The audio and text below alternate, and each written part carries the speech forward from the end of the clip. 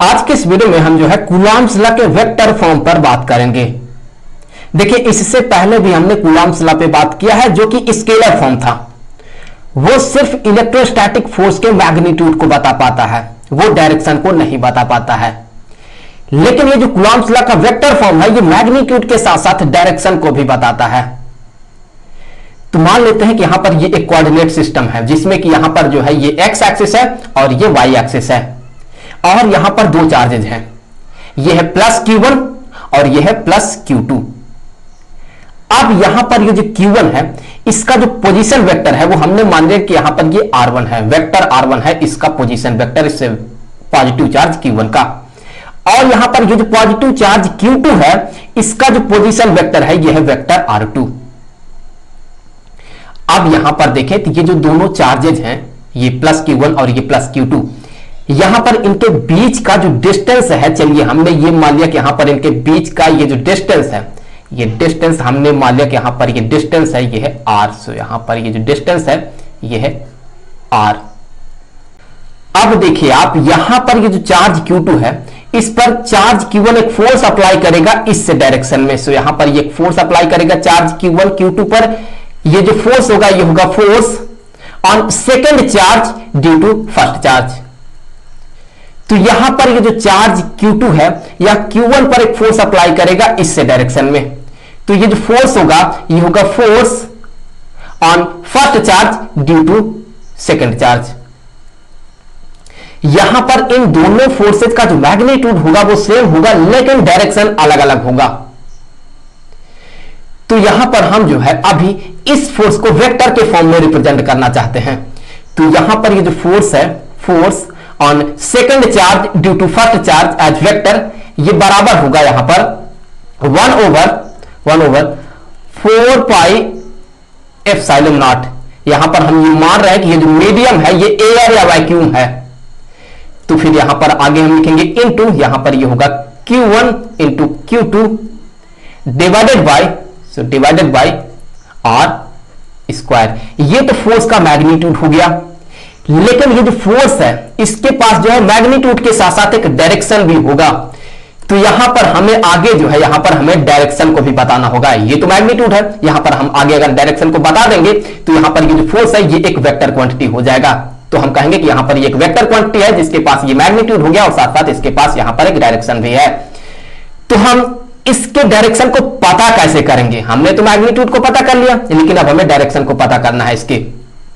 तो इसके लिए अगर आप ध्यान से देखें तो अगर हम यहां से लेकर के यहां तक एक डिस्प्लेसमेंट वेक्टर ड्रॉ करते हैं, ये रहा वो डिस्प्लेसमेंट वेक्टर।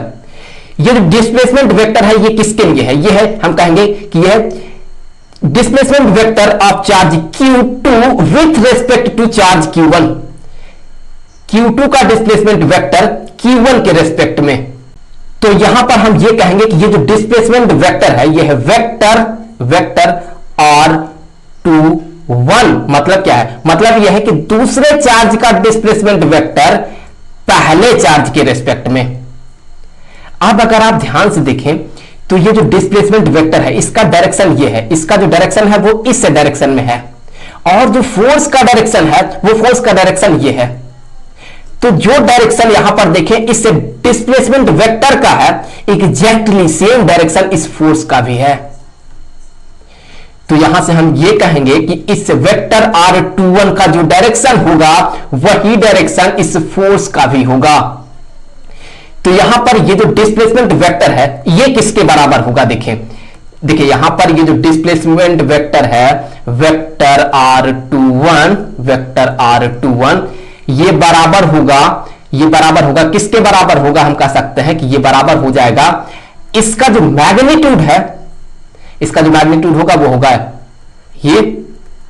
सो यहां पर ये हो गया इसका मैग्नीट्यूड इस डिस्प्लेसमेंट वेक्टर का, और इसके जो डायरेक्शन है उसे हम कैसे रिप्रेजेंट करेंगे? उसे हम रिप्रेजेंट करेंगे यहां पर R21 कैप से, जो कि होगा यूनिट वेक्टर जो कि बताएगा इस डिस्प्लेसमेंट वेक्टर के डायरेक्शन को।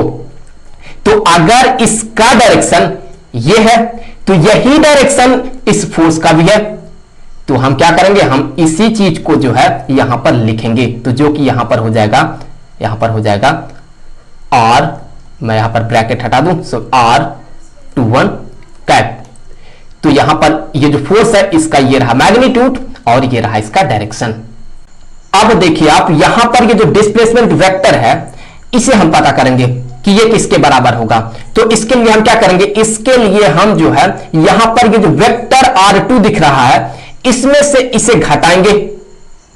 इसी का एक और मतलब है वो ये है कि हम वेक्टर R2 में जो है इस वेक्टर R1 के निगेटिव वेक्टर को जोड़ देंगे।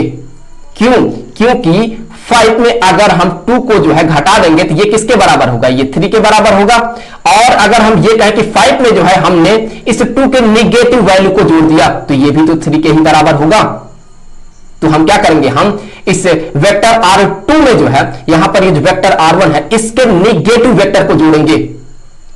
तो यहां पर हम क्या करेंगे, एक निगेटिव वेक्टर बना लेते हैं। सो यहां पर ये रहा वो निगेटिव वेक्टर।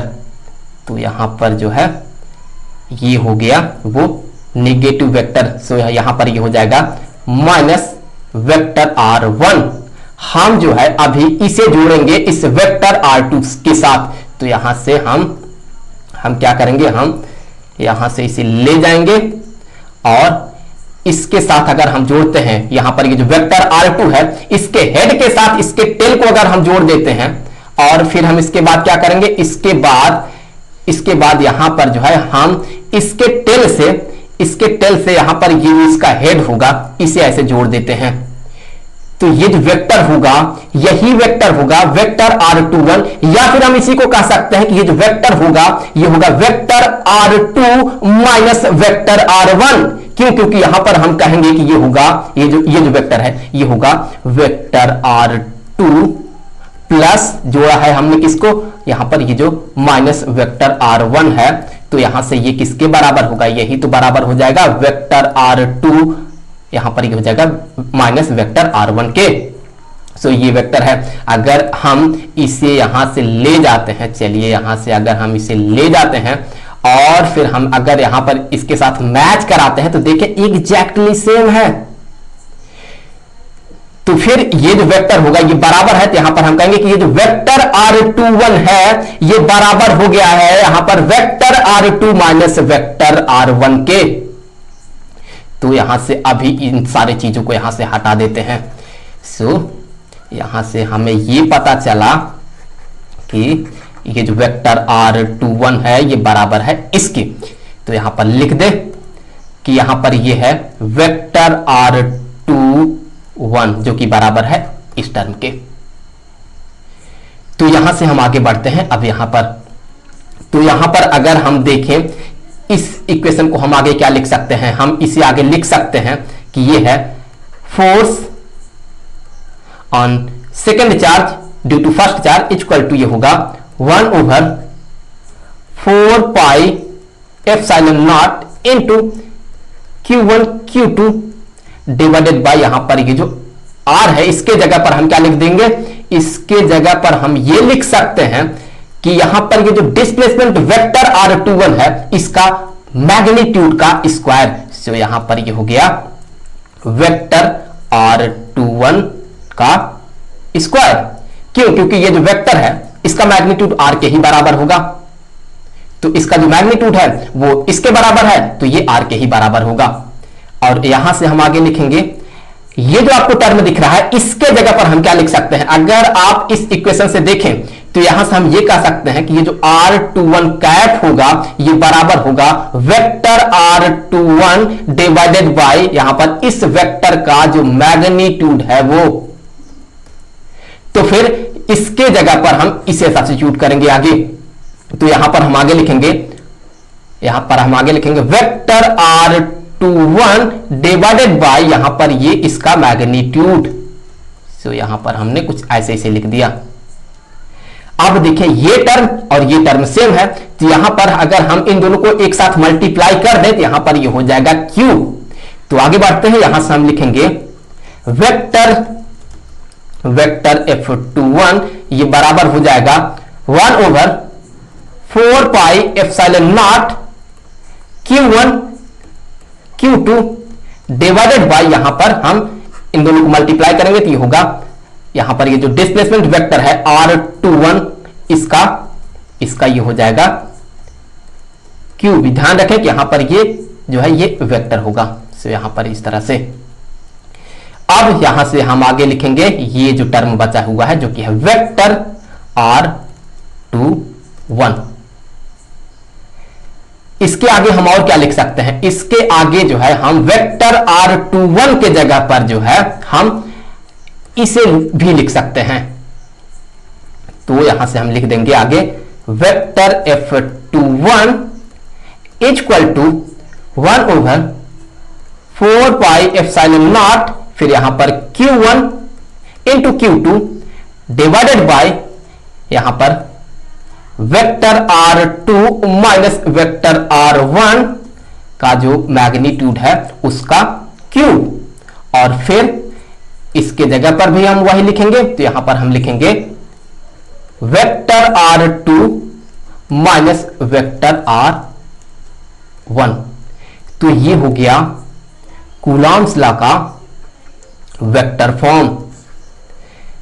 तो यहां से हम ये भी कह सकते हैं कि ये जो फोर्स होगा यहां पर, ये जो पहले चार्ज पर दूसरे चार्ज के कारण फोर्स लग रहा है वेक्टर F12, ये किसके बराबर होगा देखें। तो यहां से हम ये कहेंगे कि ये जो फोर्स होगा force on first charge due to second charge, ये बराबर हो जाएगा 1/4πε0, फिर यहां पर into Q1 into Q2 divided by, इसी लॉजिक से हम लिखेंगे चूंकि यहां पर 2 1 है तो यहां पर देखें तो R2 माइनस R1 हुआ है, तो यहां पर 1 2 है, यहां पर 1 है, यहां पर 2 है, तो हम लिखेंगे यहां पर vector R1 minus vector R2 का जो मैग्नीट्यूड होगा उसका क्यूब इनटू यहां पर vector R1 minus vector R2।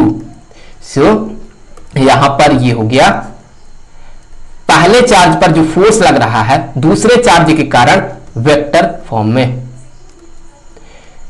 यहां मैं आपको बता दूं कि यहां पर ये जो है, ये जो आपको दिख रहा है, अगर आप इसके मैग्नीट्यूड को देखते हैं, अगर हम ऐसे लिख दें कि वेक्टर R21 का जो मैग्नीट्यूड है वो इस वेक्टर के मैग्नीट्यूड के बराबर होगा, vector R2 minus vector R1 के मैग्नीट्यूड के, तो यहां पर ये बराबर होगा R के ही। इसी तरह से आप यहां पर ये जो वेक्टर R12 होगा जो कि डिस्प्लेसमेंट वेक्टर होगा, मतलब कि यहां से लेकर के यहां तक का इस डायरेक्शन में ये जो डिस्प्लेसमेंट वेक्टर होगा ये होगा वेक्टर R12, तो इसे भी आप यहां पर इस तरह से लिख सकते हैं कि जो कि होगा वेक्टर R12 ये बराबर होगा vector R1 minus vector R2 के, जिसे कि हमने यहां पर जो है सब्स्टिट्यूट किया है। तो आई होप ये वीडियो आपके लिए काफी हेल्पफुल रहा होगा। मिलेंगे आपसे अगले वीडियो में किसी दूसरे टॉपिक के साथ, तो तब तक के लिए गुड बाय।